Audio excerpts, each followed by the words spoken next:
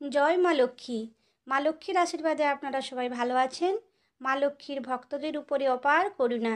যেজন লক্ষ্মী ভজে তার সংসারে দুঃখ কষ্ট অভাব থাকে না। গৃহে মা লক্ষ্মীকে স্থায়ীভাবে রাখার জন্য প্রতিদিন মা লক্ষ্মীর আর শ্রী হরি নারায়ণের পুজো করুন। আর সম্ভব হলে প্রতিদিন সন্ধ্যেতে লক্ষ্মী পাঁচালি পড়ুন। না হলে বৃহস্পতিবার দিন অবশ্যই পড়ুন। পড়া সম্ভব না হলেও শুনুন। ভক্তি সহকারে পড়লে বা শুনলে মা লক্ষ্মী অত্যন্ত প্রসন্ন হন। আজ পৌষ মাসের ব্রত কথাটি আপনারা ভক্তি সহকারে শ্রবণ করুন। নদেতে এক বিধবা ব্রাহ্মণী তার 5 ছেলে 1 মেয়েকে নিয়ে অতি দুঃখে দিন কাটাতো। এইভাবে কিছুদিন কাটার পর একদিন আর খাবার জোটে না। তখন বাচ্চারা কাঁদতে লাগলো খিদার জ্বালায়। কন্যাটি মাকে বলে, আমাদের কেউ কি নেই? তখন মা বলে, মামা আছে, কিন্তু সে কোনোদিনও কোনো খবর নেয়নি। এখন গেলে যদি অপমান করে। এই ভেবে চিন্তা করে কলির পুত্রটিকে নিয়ে ভাইয়ের বাড়ি আসে। তখন ভাই জিজ্ঞাসা করে, কেন এসেছো? ননদ তখন বলে, আমরা খেতে পাচ্ছি না, তুমি দাদাকে বলে কিছু উপায় করো। তখন ভাজ বলে, দাদাকে দরকার নাই, আমি যা বলবো তাহাই হবে। তুমি রোজ আসবে, আমার সংসার দেখে দুজনের খাবার পর যাহা থাকবে তা তুমি নিয়ে যাবে। তখন ননদ মনে ব্যথা পেয়েও কিছু উপায় না দেখে সেই হতে কতকাল ভাইয়ের গৃহে চাকরানি হয়ে থেকে গেল এবং প্রতিদিন রান্নার জন্য চাল পাঠানোর পর যা খুদ থাকে তাহা ব্রাহ্মণী রান্না করে খায় আর ওই এঁটো ভাত এনে পুত্রকন্যাকে দেয়। এইভাবে কতকাল যাবার পর একদিন ভাজ বলে, এঁটো ভাত তুমি আর পাবে না, আমি একটা কুকুর পুষেছি, তাহা এই খাবার খাবে, তুমি শুধু খুদ নিয়ে যাবে। কিছু উপায় না দেখে বিধবা ব্রাহ্মণী খুদ সেদ্ধ করে পুত্রকন্যাগণকে দেয়।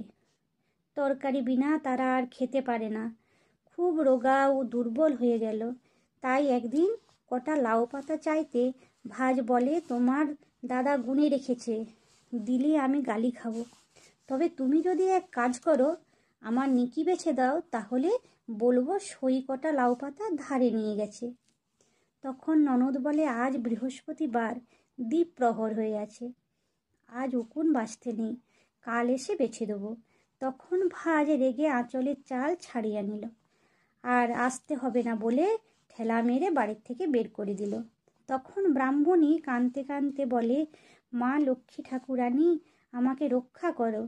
বলে কি হবে উপায় ভাবতে থাকলো। পুত্রকন্যাকে কি খেতে দেবে বলে রাস্তায় যেতে যেতে এক মৃত সর্প দেখতে পায়। তখন সেই মৃত সর্প তুলে নিয়ে এসে কেটে সেদ্ধ করে মনে মনে ভাবে, আজ সকল জ্বালার অবসান হবে। হে মা লক্ষ্মী, পুত্রঘাতী আত্মঘাতী পাপে মজালে।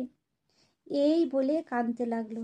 এই ডাক শুনি মা বৈকুণ্ঠ থেকে কৃপা দৃষ্টি দিলেন ওই হাঁড়ির ওপর।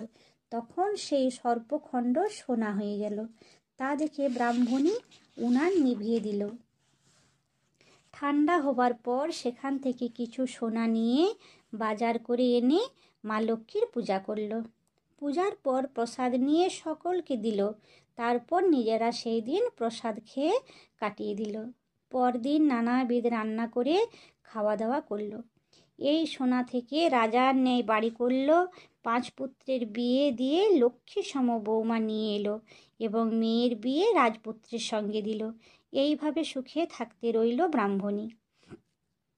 এই সব কথা শুনে ভাজের ননদের বাড়ি যাবার ইচ্ছা হলো। তখন ভাইকে বৌমাদের ও ননদকে নিমন্ত্রণ করে আসতে বলল এবং ভাই এসে নিমন্ত্রণ করে বহুদিন এখানে থেকে বাড়ি গেল। একদিন পালকি করে 5 বধূ ও শাশুড়ি সকলে মিলে ভাজের বাড়িতে গেল। তখন ভাজ বধূদেরকে কোলে তুলে নিল, আদর যত্ন করে নানাবিধ রান্না করে পাত করে দিল খাবার জন্য। তখন বৌমারা খেতে বসে সোনার ওপর অন্ন সমর্পণ করে বলে, সোনা হীরা মুক্তা, তোমাদের জন্যই আজ আমরা এত সম্মান পেলাম, কিন্তু সেই লাউ পাতা কখনো ভুলো না, তা মনে রেখো। তা শুনে ভাজ বলে, বধূগণ কি বলে?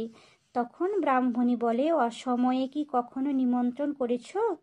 এই কথা শুনে ভাজ লজ্জা পায় ও ননদের পায়ে ধরে ক্ষমা চায়। ননদ ক্ষমা করে বুকে টেনে নেয় এবং একসঙ্গে সকলে মিলে খেয়ে উঠল। তারপর বাড়ি আসার সময় ভাজকে মা লক্ষ্মী পূজা করতে বলল। তাহলে তুমিও আমার মতো সুখী হবে।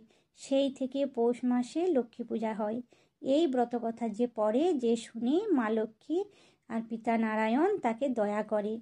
মা লক্ষ্মী পদ যে লিখে রাখে ঘরে, জন্মে জন্মে তারে মাতা পিতা লক্ষ্মী নারায়ণ ছাড়ে না।